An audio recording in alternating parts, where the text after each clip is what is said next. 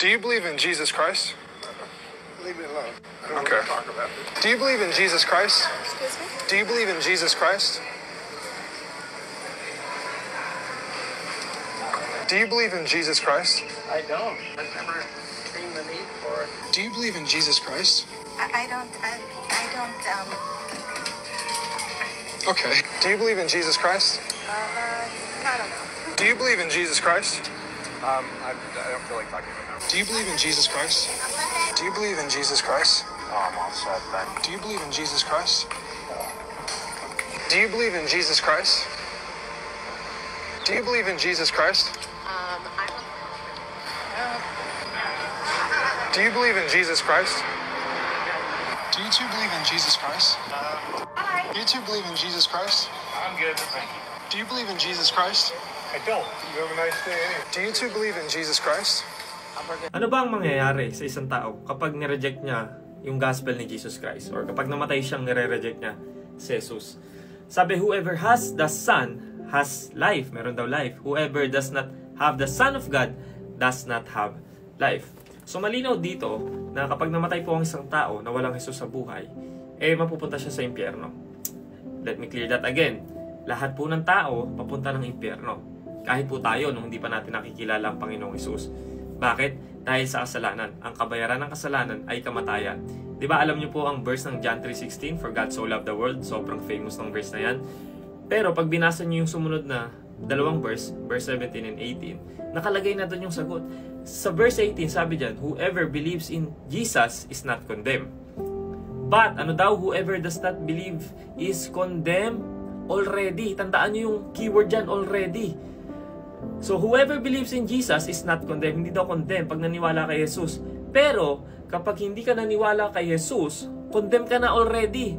Bakit? Kasi condemned na tayo in the first place. Tayong mga tao, ang default po natin, papunta tayong impyerno. Dahil sa kasalanan, kaya nga sabi niya, no, is condemned already because he has not believed in the name of the only Son of God. Ano pong meaning nun? Sobrang bold po ng claim ni Jesus nung sinabi niya, I am the only way to the Father. Siya lang daw ang daan, kaisa-isang daan, papuntang langit. So kung siya lang ang kaisa-isang daan, kapag nireject mo siya, saan ka dadaan? No? Kung sinabi ni Jesus na siya lang ang daan, papuntang langit, lahat ng nagsasabi na daan din sila, yun ay kasinungalingan, yun ay deception, yun ay panlilin lang. Dahil malino sinabi ni Jesus, I am the way, I am the truth, and I am the life. So pag sinabi niyang I am the way, siya lang ang daan. Lahat ng ibang nagkiklaim na sila din ang daan, that's kasinungalingan. I am the truth. No? Siya ang katotohanan. Yung nagsasabi ng iba na sila rin ang katotohanan, o yung mga Diyos-Diyosan, hindi totoo yon. Dahil si Jesus ang katotohanan. No? Siya rin ang buhay. Siya ang kayang magbigay ng walang hanggang buhay sa atin. So let me share the gospel to you. Ano ba ang gospel? Kaya nga literal yan na good news ang ibig sabihin ng gospel po. Mabuting balita. Kasi itong walang hanggang buhay po, binibigay sa atin ng Diyos ng libre. Regalo po yan. Ang regalo po tatanggapin nyo na lang. Nakakalungkot ngayong panahon na to, ang dami pong tao ang nagre-reject ng libreng regalong walang hanggang buhay na binibigay sa atin ng Diyos sa pamamagitan ng pananampalataya kay Jesus. Bakit? Kasi Satan, who is the God of this world, has blinded the minds of those who don't believe. They are unable to see the glorious light of the good news. Ito yung gospel. Ito yung mabuting balita. They don't understand this message about the glory of Christ, who is the exact likeness of God. Bakit ba kailangan nating manampalataya kay Jesus para makapunta ng langit? Kasi po, ang requirement sa langit ay literal na perfection. Zero mistake. No mistake ka dapat. Because God is holy, perfect, and righteous.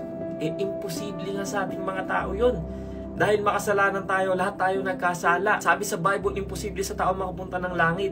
Kahit gano'n ka pa kabuti, kahit gano'n ka pa kadaming tinulungan ng mga charity, nag-donate sa ganito, ganyan, hindi mo kayang i-earn yung salvation mo. Kaya nga tawag dyan, gift, grace. Kasi binibigay lang sa atin yan. Okay? Kung literal na perfection ang requirement sa langit, paano tayo magiging perfecto? Hindi po natin kaya. Kaya po nagkatawang tao si Jesus, namatay, nabuhay muli. Okay? He defeated sin, death, and Satan. Kapag nagkaroon po tayo ng repentance, again, repent in Greek word is metanoia, meaning change of mind. Change of mind from unbelief to belief. Yun lang naman po makakapagpapunta sa tao sa impyerno. Unbelief.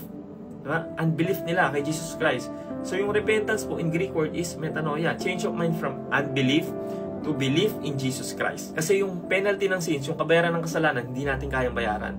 So once nagkaroon tayo ng true and genuine repentance, true and genuine faith in Christ as our Lord and Savior, doon natin matatanggap ang gift of salvation. Doon mo marireceive ang Holy Spirit. Doon natin masusuot yung garment or yung damit ni Jesus Christ, yung righteousness niya. Because Jesus lived a perfect, sinless life. No? Kaya kapag dating ng Judgment Day, haharap tayo sa Diyos, suot-suot nating damit ay yung garment ni Jesus Christ, yung righteousness niya. Kasi nga, ang requirements sa langit ay perfection. No? And we are God's righteousness in Christ Jesus. So, imbis na ikaw ang makita ng Diyos, si Jesus na ang makikita niya sa'yo. Yung righteousness na ni Christ, yung makikita niya sa'yo. Kaya nga siya lang ang daan papuntang langit. That's the good news po. Bad news is we are all going to hell. Good news is Jesus take the human form and died, resurrected after 3 days, so that we can have a way to be reconciled to the Father. Napakabuti po ng Diyos, diba? Yan ang good news. Kaya today, if you hear His voice, do not harden your hearts.